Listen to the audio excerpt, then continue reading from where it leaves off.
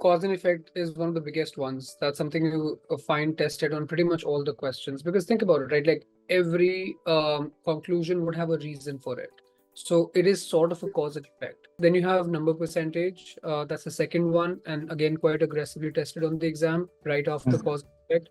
Then you have comparison pattern, and then you have sample pattern. So these four are the ones that you should have on your tips. Obviously, I would target like a 735, given that's the 100 percentile now. Yeah. But how to go about reaching that is one different thing. Focus on making sure that you're doing the work every day. So you kind of analyze your mistakes to know exactly where you're going wrong. Then even finding a way out of it will become a challenge. So you got to have like a good repository of mistakes to say that, Manan, see, out of the 20 mistakes I made 12 on this one particular error. What would be the best way for me to be able to overcome it? For me, I told you it was always before office hours.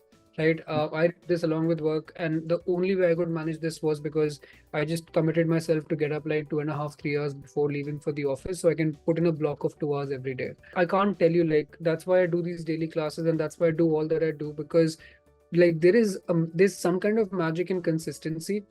I was never a good student academically speaking, right? I used to only study bare minimum, get just a decent enough score, because I was pretty much always involved in sports. With GMAT, one thing I noticed was, although like I wasn't coming from this high of having been an overachiever in school or college, I knew that I have a lot of work cut out for myself.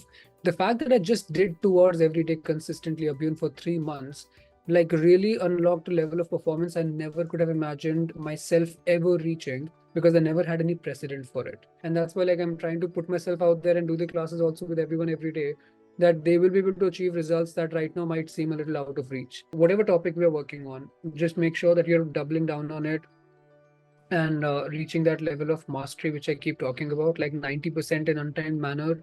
You've got to be able to achieve, the fact that now problem solving questions are segregated from data sufficiency questions in two separate sections.